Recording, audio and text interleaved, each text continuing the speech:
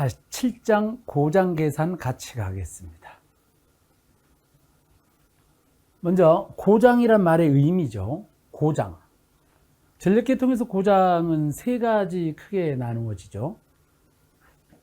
단선, 단락,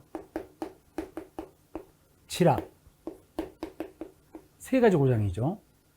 통상적으로 우리가 세 가지 고장인데 단선, 1선 단선, 2선 단선, 3선 단선, 단락, 선간 단락, 삼상 단락, 지락, 1선 지락, 2선 지락, 3선 지락 이렇게 있을 거란 말이에요. 그래서 원래 이제 지락이란 말이 전류가 대지로 흐르는 게 지락이죠. 이 중에서 가장 많이 발생되는 사고는 지락 중 1선 지락이 가장 흔한, 가장 사고가 많은 것이고, 그 다음에 사고가 났을 때에 가장 큰 용량을 가지고 있는 사고는 단락 중에서 삼상 단락이 가장 큰 용량을 가지고 있는 사고가 되는 겁니다. 물론 여기에서 단선도 사고 날 수가 있지만 실질적인 전력계통에서 단선 사고가 일어나는 경우는 드물죠. 단락 사고도 물론 드물고요.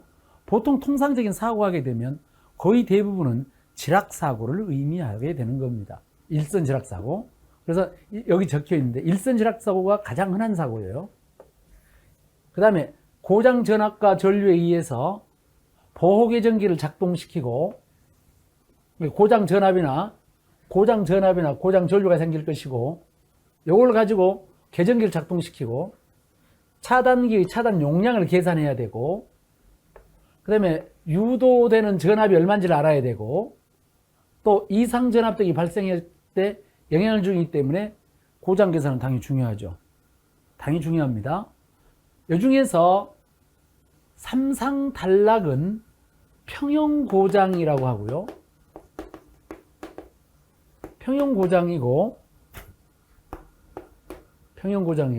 여기에 나와 있는 일선 지락은 불평형 고장이죠. 그러면 평형 고장 계산할 때에는 삼상이 평형이니까 일반 보통 우리가 공부하고 있는 전기 계산법으로 가능해요, 실은. 근데 불평형 고장이 되면은, 불평형 고장은 상당히 복잡하죠. 회로 자체가 불평형이 되니까. 그래서 보통 대칭 좌표법을 활용을 해서 불평형 고장을 계산하게 되는 겁니다. 그래서 일단은 삼상 단락이나 그 다음에 여기 불평형 고장을 계산할 때에는 대칭 좌표법을 활용하게 되는데, 회로 이론 시간에 배웠던 대칭 좌표나 이런 것들을 활용하게 되는 겁니다. 그러면 전력 시간에 뭘 해야 되느냐? 이론적인 내용은 이론에 가서 하시고, 여기에서는 뭘 해야 되느냐? 먼저 삼상 단락은 드문 고장이다. 드문 일이다. 근데 단락 전류가 다른 전류에 비해서 크다. 이해가셨나요? 단락 전류가 크기 때문에 고장 용량도 크겠군요. 크기 때문에 차단기 용량을 결정하거나, 왜 차단기 용량 결정하지?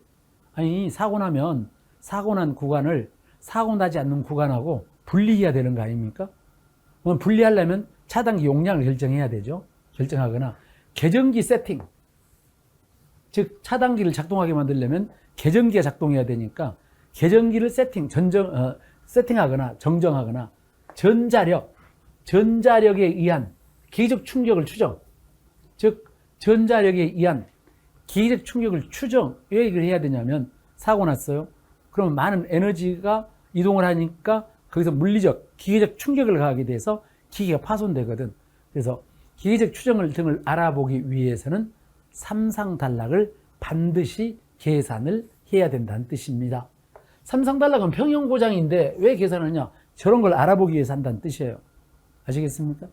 일선 지락이 일반적인 고장이니까 이건 불평형 비대칭에서 공부를 하시면 되겠고, 아무튼 먼저 공부해야 될 것이 뭐냐? 일단 고장나면 제일 먼저 해야 될 것이 고장난 구간을 고장나지 않는 구간하고 분리하는 게 제일 첫 번째야. 어찌 되었든 간에 사고 나면 사고 구간을 사고 나지 않는 구간하고 빨리 떼어내야 되죠. 그러려면 차단기가 필요합니다. 차단기가 필요하려면 모든 차단기는 당연히 고장 용량을 충분히 끊을 수 있어야 되지. 차단기가 만약에 고장 용량을 끊을 수 없으면 차단기 있으나 마나죠. 그래서 모든 차단기는 고장 용량을 충분히 고장을 차단, 즉 끊을 수 있어야 되기 때문에 그러면 그 용량 크기가 얼마가 될 것인지 이런 걸 계산해 보자는 거죠. 그래서 이제 고장의 교요가 이렇게 나왔습니다. 이제 삼상 단락을 계산하는 여기를 먼저 공부할 거예요. 여기 먼저 이제 단락 전류하고 단락 용량에 대해서 고장 계산합니다. 세 가지 방법으로 쓰죠. 온법, 퍼센트법, 단위법.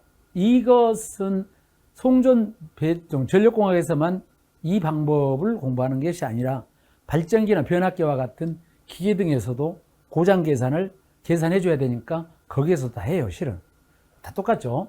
먼저 나와 있는 단락 용량 계산할 때 첫 번째 오음법에 대해서 알아보도록 하겠습니다. 오음법은 말 그대로 오음법칙이에요. 단락 전류 IS는 Z분의 2다 이렇게. 자, 여기에 전원이 있고요.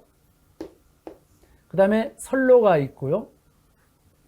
선로가 있고, 그 다음에 전원이 있고, 선로가 있고, 전원이 있죠.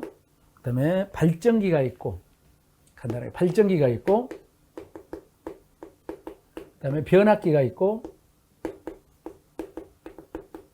그 다음에 선로가 구성되어 있어. 이때 선로에 여기서 단락이 생겼어. 단락점. 그러면 단락점이 생기면 이때 여기 사고점에 흘러가는 단락전류 IS는 어떻게 계산하냐 그런 얘기죠. IS는 원법 Z분의 2로 계산하자는 것이에요. 여기 Z분의 2. 그러면 Z는 뭐냐면 여기 전원이 여기니까 전원에서부터 고장점까지 전체의 임피던스를 말하죠. 그래서 여기 Z라고 하는 것은 어떻게 됐냐. Z라고 하는 것은 전원에서부터 고장점까지 전체의 임피던스를 말한다. 발전기 임피던스 ZG가 있고, 변압기 임피던스 ZT가 있고, 선로의 임피던스 ZL이 있으면 당연히 여기 임피던스는 3개를 합계를 내야 되죠. 근데 여기 임피던스가 저항값하고 리액턴스 값으로 이루어져 있죠. 저항값하고 리액턴스 값. 그럼 Z, G의 값은 RG 플러스 JXG가 있을 거 아니냐, 이게 이렇게. 그 다음에 여기 T도 마찬가지로 변압기의 임피던스 값은 RT 값에다가 JXT가 있을 것이고, 그 다음에 선로도 마찬가지지. 선로의 저항값에다가 그 다음에 J, 선로의 리액턴스 값이 있어요. 이렇게 있을 거란 말이에요. 근데 이제 여기에 나와 있는 요 J가 붙은 위상들이 있는데요. 위상이 다 같지 않을 수도 있고 같을 수도 있겠죠. 다르니까. 그래서 이걸 벡터로 전부 더해야 된다는 뜻이죠. 전부 다. 절대값으로 해도 이제 절대값으로 나중에 크게 계산할 때 하지만. 그래서 이걸 전부 더해야 된다는 뜻이에요. 단락전류 Z의 값은. 그래서 Z의 값을 물어보면 뭐라고 물어봐야 되냐면 전원에서 고장점까지 전 임피던스 값이다 라고 해야 되고요. 그 다음에 여기 E는 여기 고장점의 전압이에요.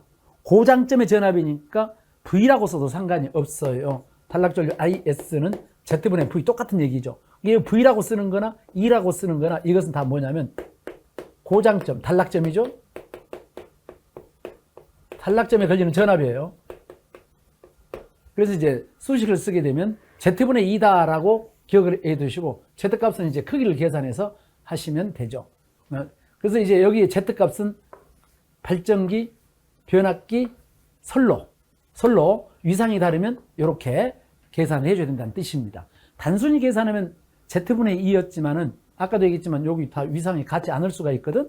같지 않았을 때는 위상까지 고려하여 임피던스를 계산해 주게 되어 있습니다.